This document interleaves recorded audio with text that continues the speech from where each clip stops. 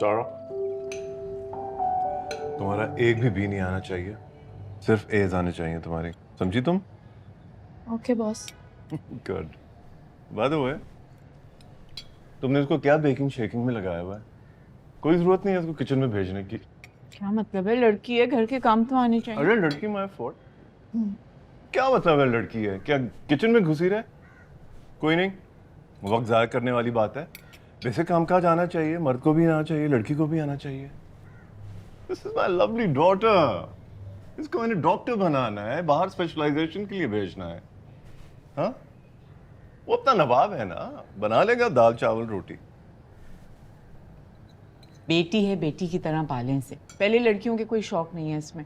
वो बस आप ऑर्डर दे रहे हैं कि ऊंची ऊंची डिग्रीज हासिल करे।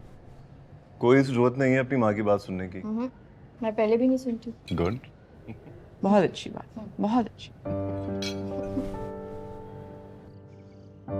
रब्बा मेरे सुन ले तू मेरी अर्जियां, कर दे रज़ावा विच मेरी मर्जियां, सब कुछ बदल गया। कर दे तू दूर दिला दिया दूरियां,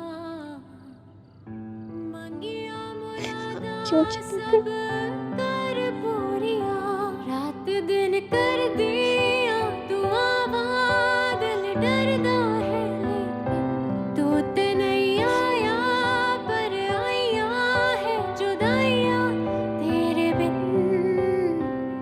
किन्नू जाके दस्सां हाल मैं, जुदाइयां क्यों, जुदाइयां Sometimes life becomes too hard to deal with, क्यों बनाइयां doesn't it? Yes, and I want to die. I want to commit suicide. Hey, why? What happened?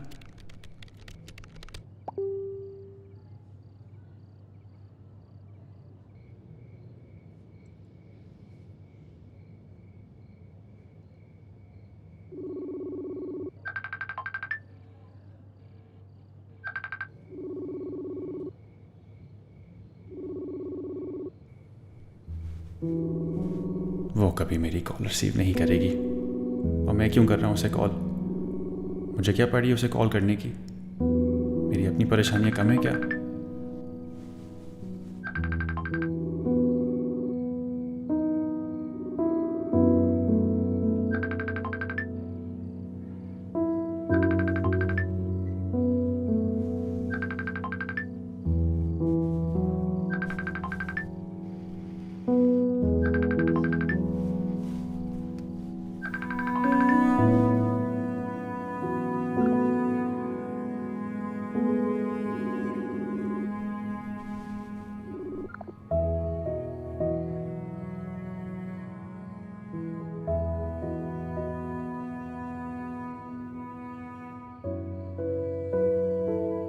Hello सारा, are you there?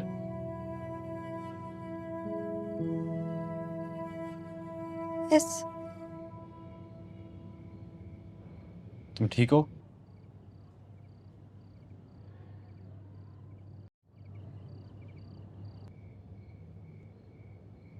क्या हुआ?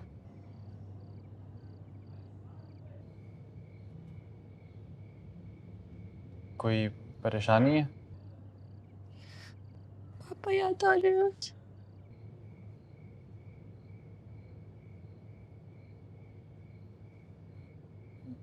मैं भी। देखो, मुझे नहीं पता मैं तुम्हें तसल्ली कैसे दे सकता हूँ। मुझे तो किसी लड़की या औरत को तसल्ली देना आता ही नहीं है। लेकिन जब से पापा गए, मेरे घर में कोई ना कोई तो रोता रहता है।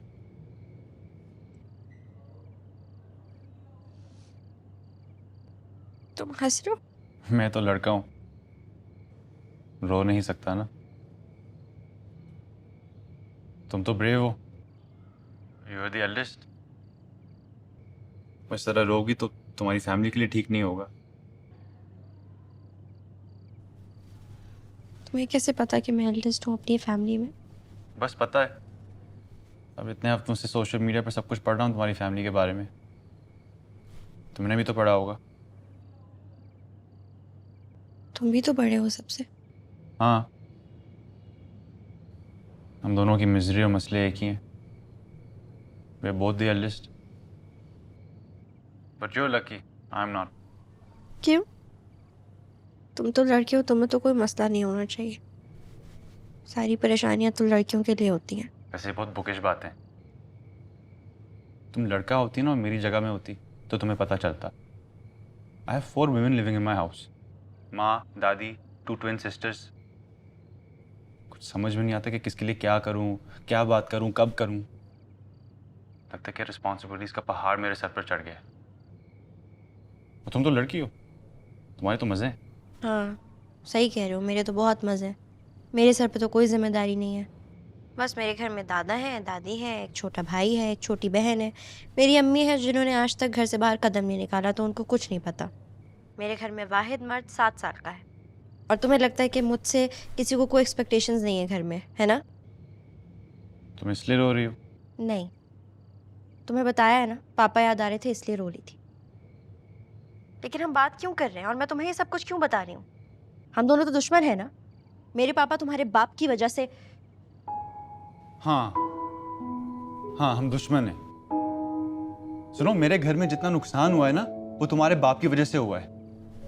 और मैं what an idiot I am. मैं तुमसे पूछ रहा हूँ कि तुम रो क्यों रही हो, तुम्हारे साथ सिंपैथाइज कर रहा हूँ, जबकि मेरे घर में जितने आंसू हैं ना, तुम्हारे घर से आए हैं। हाँ तो ठीक है, मेरे घर से आए ना। मैं भी तुमसे कोई भीख नहीं मांग रही हमदर्दी की। और तुम क्यों मुझसे फोन करके मेरे प्रॉब्लम्स के बारे में पूछते हो?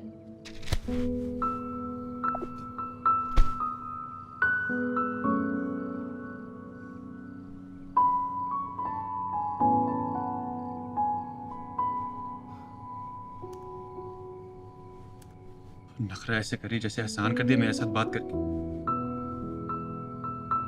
बाहर में जाए हमदर्दी, बाहर में जाए उसके आंसू।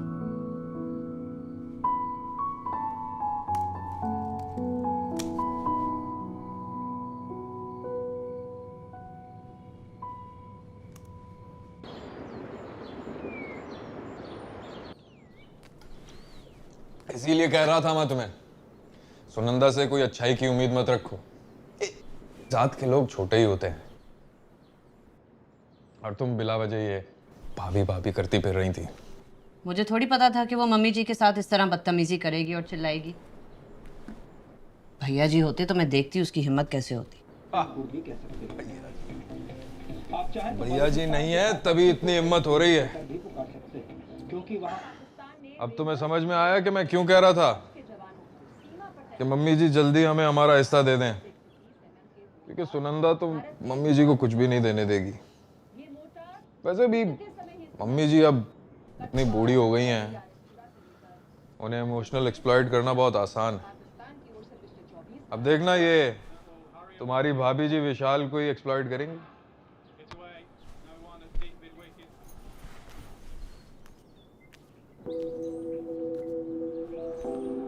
ऐसे एक्सप्लॉइट करेगी, मैं अपना हिस्सा लेकर रहूंगी। इस मम्मी की वजह से परेशान हूं मैं। उनको घर से निकाल दिया तो कहाँ जाएंगी वो? देखा, कह रहा था मैं तुम्हें, होगी इमोशनल एक्सप्लॉइटेशन। विशाल ने ही कही होगी ये बात मम्मी को, डर डाला होगा उनके दिमाग में। अब खामोशी से सारी जायदाद बेच देंगे और हमें पता भी नहीं चलेगा कानू का।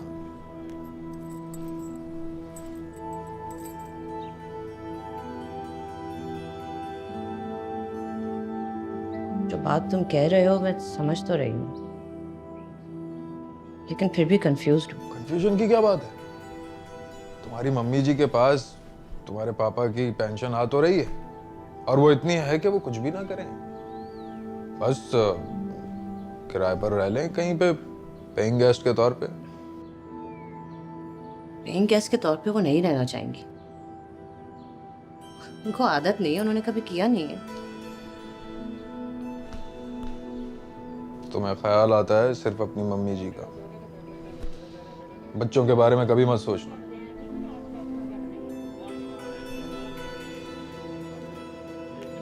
और हाँ, मैं सुनंदा से खुद ही बात कर लूंगा, वरना तुम और मम्मी बात करोगे तो पिंग पोंग ही खेलते रहोगे।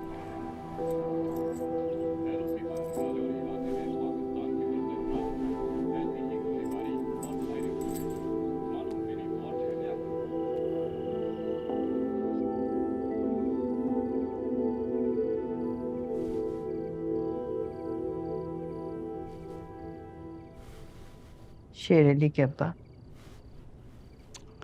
आज बड़े सालों के बाद तुमने मुझे शेरल के अब्बा के नाम से पुकारा है। मुझे लगता था कि शायद बच्चियों को बुरा लगेगा, इसलिए आपको शेर अली के अब्बा कहकर पुकारना बंद कर दिया। लेकिन अब एहसास हुआ कि औलाद से रिश्ता तो सिर्फ शेर अली के साथ। लोग तो कहते हैं कि बेटे नहीं बेटियां बुढ़ापे में वालिदैन का सहारा बनती हैं, और वैसे भी हम तो कभी उनके पास नहीं रहना चाहते थे, लेकिन ये मैंने जिंदगी में भी नहीं सोचा था कि ये दोनों हमें रखने के लिए साफ इनकार कर देंगे। इनकार तो नहीं किया,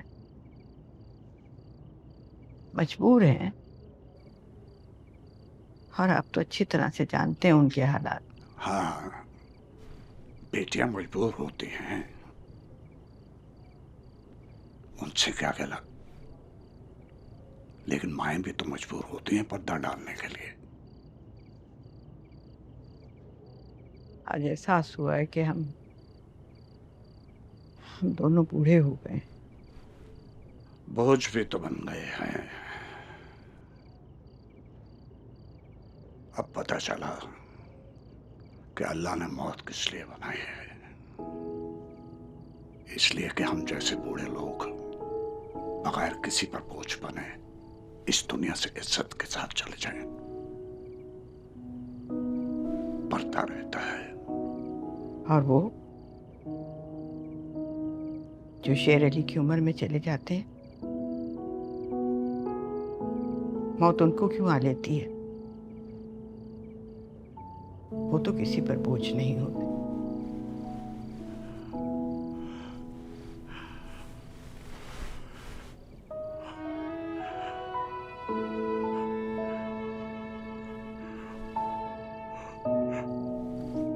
मुझसे इस किस्म का सवाल मत किया करो जिसके जवाब में मुझे तुमसे झूठ बोलना पड़े।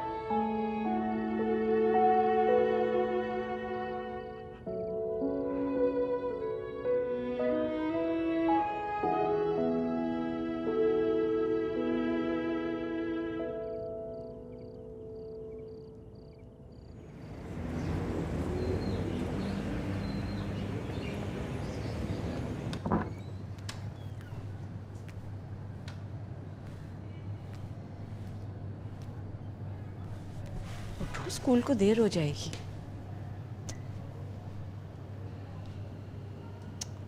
इतना तेज बुखार हो रहा है तुम्हें, तबीयत खराब थी तो बताया क्यों नहीं? मुझे किसी से शादी नहीं करनी। ये किसने कहा तुमसे? मैं सुन लिया था जो आपसे कह रही थी। अभी थोड़ी करनी है शादी, तुम्हारी और जुबैर की पढ़ाई पूरी हो जाए उसके बाद। मुझे तब भी नहीं करनी। मैं हमेशा आपके पास रहूंगी, मुझे नहीं जाना अमेरिका। सारी जिंदगी मेरे साथ तो नहीं रह सकती ना। किस किताब में लिखा है कि नहीं रह सकती? पापा भी नहीं है। मैं भी चली गई तो आपके पास कौन रहेगा? दादा, दादी, नादिर और नूरिया।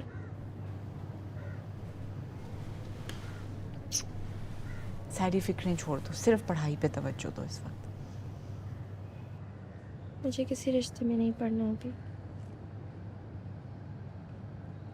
पापा होते तो क्या आप ये स्टेप लेती हैं अभी? तुम्हारे पापा होते तो बहुत से सवाल पैदा ही नहीं होते। चलो उठो, नाश्ता कर लो, डॉक्टर के पास चलते हैं।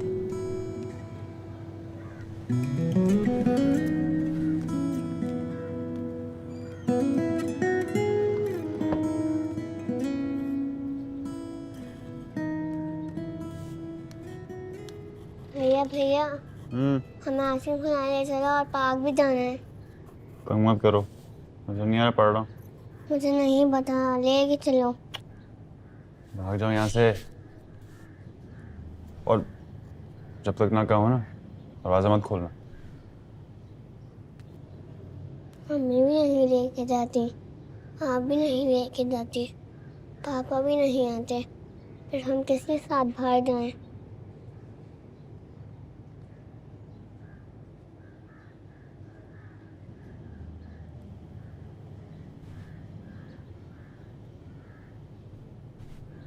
चलते हैं फिर। हाँ, लक्ष्मी को भी बोलो रेडी हो जाए। लक्ष्मी भैया हमें बाहर लेके जाएं, जल्दी से तैयार हो जाओ।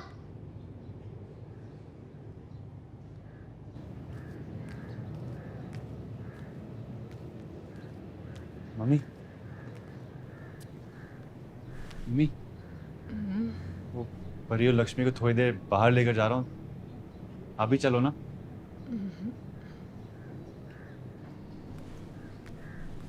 थोड़ी देर के लिए चले ना, पार्क में बैठेंगे, आपको अच्छा फील होगा। अच्छा फील करके क्या करना है? हाँ तू जा रहा है तो ये मेडिसिन ले आना वापसी में। हाँ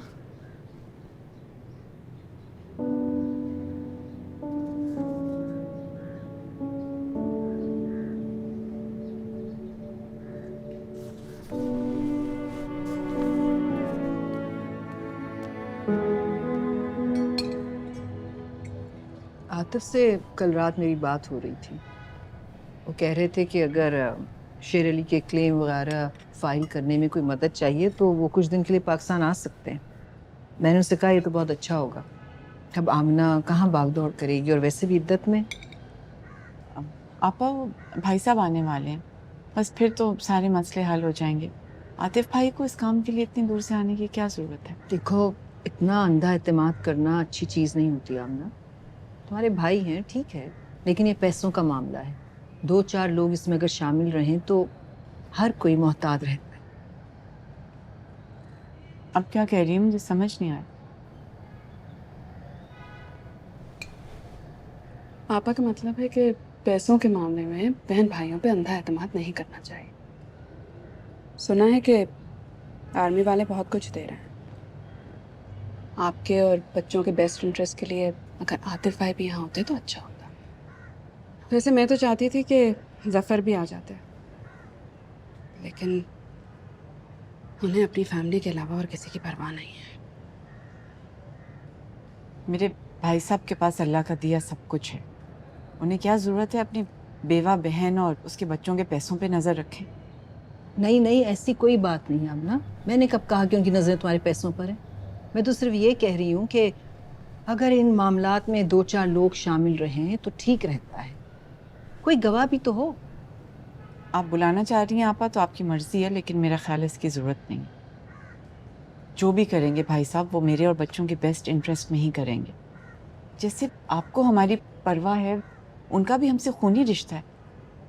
वो क्यों चाहेंगे कि हमारे साथ बुरा करें?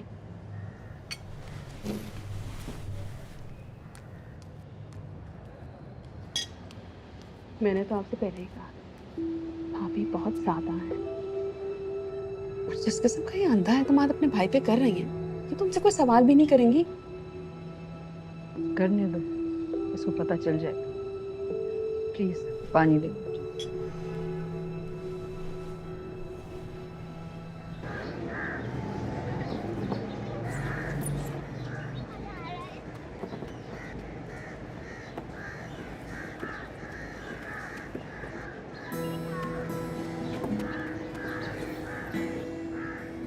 विजय भी इसी तरह भागता था।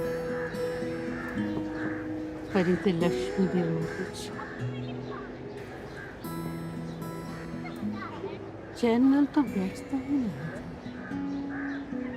हाथ पकड़ पकड़ कर बाहर भागता था।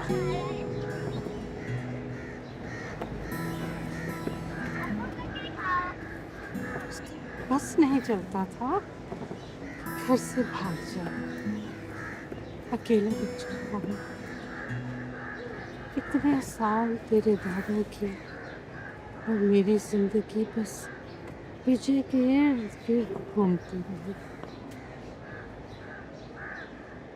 मर्तबा के बड़े सालों के बाद बस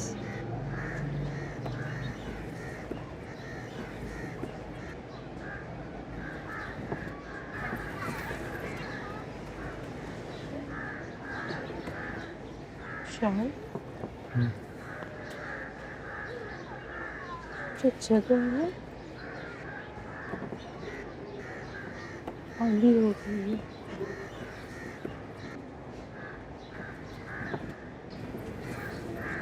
जो दिल धड़कता था ना,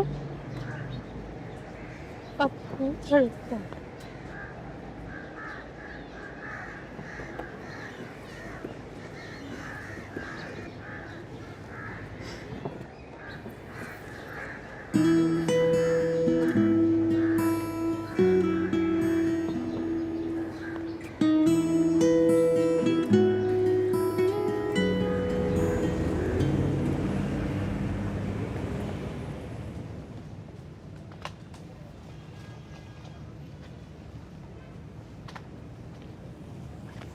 एक बात कहूँ बेटा, हाँ बड़ी हैवी मेडिकेशन यूज कर रहे हैं आप, नॉट गुड फॉर यू। किसी डॉक्टर से लिखवाया है क्या? क्या मतलब? देखो, इन तमाम मेडिसिन के साइड इफेक्ट्स हैं। 4-6 महीने में चर्स और कोकीन के आदी हो जाओगे तुम, हाँ? अगर यही इस्तेमाल करते रहे। और किसी चीज़ से भी नशा पूरा नहीं होगा तुम्हारा।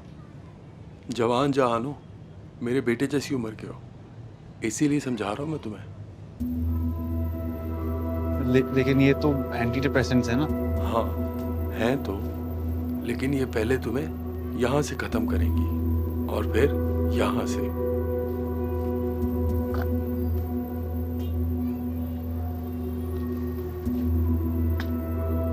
3,272 रुपए।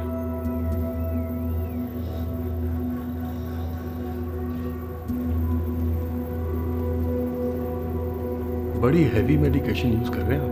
4-6 महीने में चर्स और कोकीन के आदी हो जाओगे तुम, अगर यही इस्तेमाल करते रहे तो। और किसी चीज से भी नशा पूरा नहीं होगा तुम्हारा। जवान जहान हो, मेरे बेटे जैसी उम्र के हो, इसीलिए समझा रहा हूं मैं तुम्हें।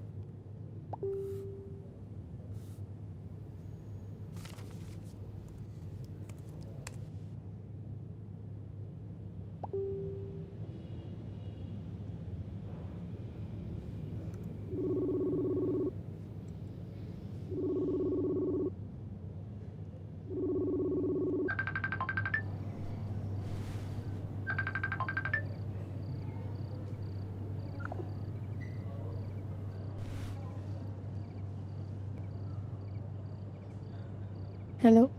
हेलो। मैं सोच रही थी कि मैं बहुत रूड हो गई थी तुम्हारे साथ। मुझे एक बात बता सकती हो? कहो। मेरी मम्मी जो है ना, वो बहुत सारे एंटी डिप्रेसेंट्स और क्या कहते हैं सेडेटिव्स लेने लगी हैं। वो आज फार्मेसी गया तो फार्मासिस्ट भी कह रहा था कि इसका कोई फ़ायदा नहीं है, उनको डिपेंडेंसी हो जाएगी और हो चुकी होगी। I am feeling very helpless. क्या करना चाहिए?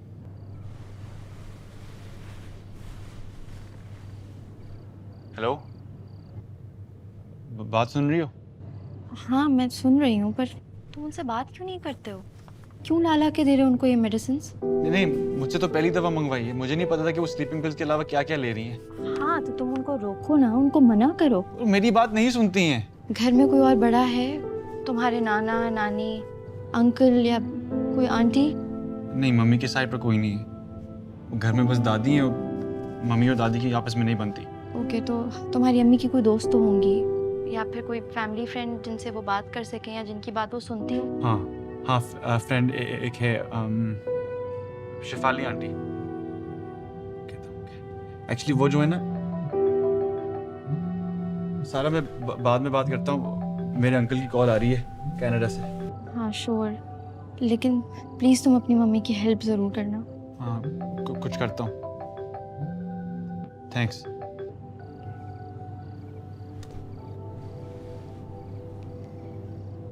Hi uncle.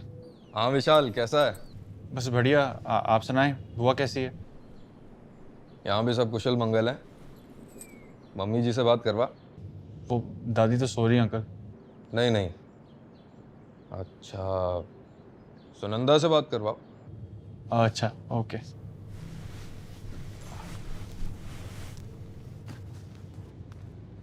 मम्मी, वो अनुराग अंकल की कॉल है। तो आपसे बात करना चाह रहे हैं। कैसी बात? मम्मी बात कर लो ना, हाल चाल पूछना चाह रहे होंगे। दे। हेलो। जी भाभी जी, कैसी हैं आप? ठीक हूँ, आप कैसे हो? जी सब बढ़िया है। और प्रतिभा? हाँ प्रतिभा भी ठीक है, हाय बोल रही है आपको। मेरा भी हेलो बोल दो उसको। जी जी बोल देता हूँ। अच्छा भाभी जी, वो दो चार ज़रूरी बातें करनी है आपसे। हाँ। वो मम्मी जी का घर है ना, उसमें से हिस्सा चाहिए प्रतिभा को। तो मैं क्या करूं? आप मम्मी जी से बात करो ना। जी जी बोला है, मम्मी जी को तो बहुत बार बोला है, लेकिन मुझे और प्रतिभा को लगता है कि वो आपकी और विशाल की वजह से ज़रा रिलक्टेंट है, तो हमने सोचा कि सीधा सीधा आपसे बात करें। मेरी और विशाल की वजह से? पर क्यों? उनका घर है, जो चाहे वो करें। पहले भी रेंट उसका उन्हीं के पास आता है। जी जी हम भी यही कह रहे हैं कि अब तो आपको कोई ज़रूरत नहीं है। भैया जी के देहांत के बाद सरकार बहुत कुछ देने जा रही है आपको फिर क्या ज़रूरत है मम्मी जी के घर और उसके हिस्से की? लेकिन हमको तो है ना, और आपको तो पता है कनाडा के हालात कैसे हैं।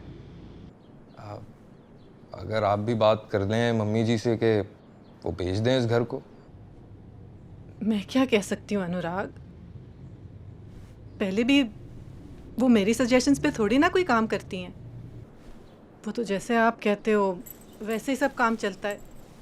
तो अभी भी आप ही उससे बात कर लो, वैसे ही होगा काम जैसे आप कहोगे। वैसे मेरा मानना है मम्मी जी को अब आप अपने साथ ही ले जाओ कनाडा। ये आप क्या कह रही हैं? यहाँ कनाडा में मम्मी जी को कैसे रख लें हम? एक तो उनके पास वीज़ा नहीं है, और फिर वीज़ा लग भी जाए तो आपको मालूम है यहाँ घर कैसे होते हैं। मम्मी जी को आदत नहीं है नौकरों के बगैर रहने की। अब आप लोगों के साथ वो खुश तो हैं, तो क्यों निकालना चाहती हैं आपने? मम्मी जी और मेरे साथ खुश है? अनुराग, मैं तो दलित हूँ। कभी सुना है किसी ब्राह्मण को किसी दलित के साथ खुश होते हुए? मम्मी जी आपकी जैसी ऊंची जात की है ना, आपके साथ ही खुश रहेंगी। भाभी जी, हमने एक हिस्सा क्या मांग लिया, आप तो अपनी औकात पर आ गई। क्या? मैं? सुनंदा, ये झगड़े वाली बात नहीं है। जब सुलह सफाई से जायदाद के हिस्से हो रहे हैं तो तुम्हें क्या एतराज है इस बात पर? क्यों मम्मी को तुम इतना प्रेशर कर रही हो? और विशाल को तुम इस्तेमाल कर रही हो हमें इमोशनली ब्लैकमेल करने के लिए? मैं अपने बेटे को 4 पैसों के लिए यूज कर रही हूँ? हर कोई तेरे जैसा नहीं होता। सुनंदा, मेरा मुंह ना खुलवाओ। अगर मैं बात करने पर आ गई ना तो रिश्ते खत्म हो जाएंगे यहाँ पर। तू मैं शुरू हो जाएगी। हाँ तो कर लेना तू मैं भी तंग आ गई हूँ चुप रह के। मैं पहले यकीन नहीं करती थी, लेकिन आज मैंने अपने कानों से सुन लिया कि तुम किस तरह विशाल को इस्तेमाल कर रही हो मम्मी जी की जायदाद को हड़प करने की कोशिश में। सुनंदा, कान खोलकर सुन लो, ये मैं नहीं होने दूंगी और मम्मी जी की जायदाद में हिस्सा लेकर ही रहूंगी मैं। मेरे भी बच्चे हैं। भैया जी के देहांत के बाद तुम लोगों को तो गवर्नमेंट से बहुत कुछ मिल रहा है और एक हम हैं जो मॉर्गेज की इंस्टॉलमेंट्स दे देकर गुजर बसर कर रहे हैं। बुआ, आप जो भी चाह रही है मैं कर लूँगा। मैं दादी से बात कर लूँगा जायदाद के बारे में। विशाल, तुझे फोन पकड़ा दिया? देखा तूने अपने माँ के करतूत? हमारी लड़ाई कराना चाहती है। कह रही है कि तेरे भाई की इकलौती निशानी है और तेरे दिल में नफरत के बीज बोएगी ताकि मैका हमेशा के लिए छूट जाए। विशाल, अच्छा हुआ तुझे भी पता चल गया। अब साफ साफ बात हो जाएगी। आएंगे हम कुछ हफ्तों में इंडिया, तो तू मम्मी जी से बात कर ले और भाभी जी को भी समझा दे। रखता हूँ फोन। Bye bye. बस ये है सारी जीवन कथा। जीते रहो तो छीना झपटी, मर जाओ तो भी छीना झपटी। मम्मी,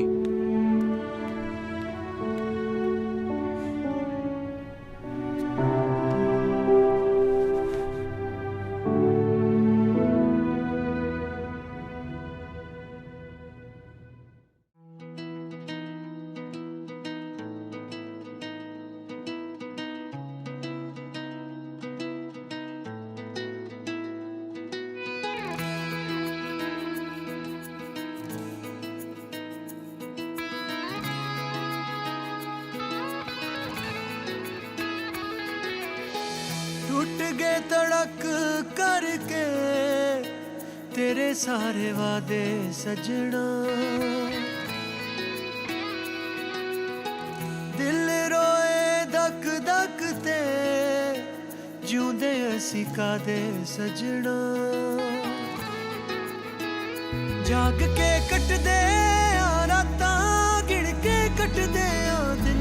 तू ते नहीं आया पर आइया ए जुदाइयां तेरे बिन। किन्नू जाके दस्सां हाल मैं, जुदाइयां क्यों, जुदाइयां क्यों, क्यों बनाइयां तू बनाइयां ओ रब्बा। जुदाइयां क्यों, जुदाइयां क्यों, क्यों बनाइयां तू बनाइयां ओ रब्बा। क्यों बनाइयां तू बनाइयां ओ रब्बा।